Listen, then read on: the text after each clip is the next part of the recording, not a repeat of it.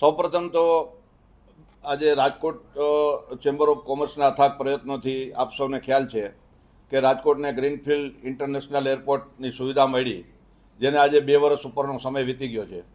આજની તારીખે ડોમેસ્ટિક ફ્લાઇટની ઘણી બધી અવર જવર ચાલુ છે અને ઓક્યુપન્સી પણ મોર દેન 80% મળી રહી છે, સૌ આપ જાણીએ છીએ.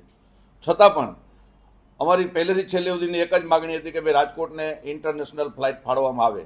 રાજકોટ એક સૌરાષ્ટ્રનું પાટનગર હોય, એમએસએમઈ ઉદ્યોગથી ઘેરાયેલું હોય, ટુરિઝમ એટલો બધો મોટો વ્યાપમાં ફેલાયેલો હોય અને ખાસ કરીને અહીંના પબ્લિક અને વેપારી લોકોને ફોરેનની કનેક્ટિવિટી ડાયરેક્ટ ત્યાંથી મળે, એના ધ્યાનમાં રાખીને અમારા પ્રયાસો એવા હતા કે રાજકોટ દુબઈ અથવા તો રાજકોટ બેંકોકની ઇન્ટરનેશનલ ફ્લાઇટ મળે.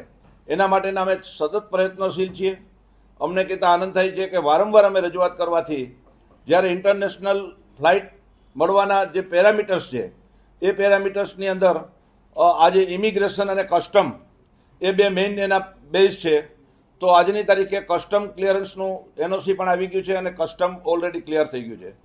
વાત રહી બાકીની જે પ્રોસિજરની વાત છે, ઇમિગ્રેશનની જ્યાં વાત છે, ત્યારે ઇમિગ્રેશનની પરમિશન ભારતના નાણાં મંત્રાલયમાંથી ગૃહ મંત્રાલયમાંથી થતી હોય ત્યાં પણ અમે વારંવાર રજૂઆત કરી છે. ગુજરાત રાજ્યના ગૃહ મંત્રીમાં પણ રજૂઆત કરી છે અને એવિએશન મિનિસ્ટરમાં પણ રજૂઆત કરેલી છે. પણ અમને આશા અને વિશ્વાસ છે કે આ મહિનાના એન્ડ સુધીમાં કદાચ ઇન્ટરનેશનલ ફ્લાઇટ ચાલુ થશે એવું અમારું સ્પષ્ટ માનવું છે. ઇમિગ્રેશનની પ્રક્રિયા માટે અમદાવાદથી એની FRRO નામની એક એજન્સી છે, એ આવીને ઇન્સ્પેક્શન કરી જાય. આજથી 9 મહિના પહેલાં એ પહેલી એક વખત ઇન્ટરનેશનલ એરપોર્ટની એને વિઝિટ કરેલી, ત્યારે નાના મોટા ફેરફાર કરવાની વાત હતી, એ ફેરફાર થઈ ગયા.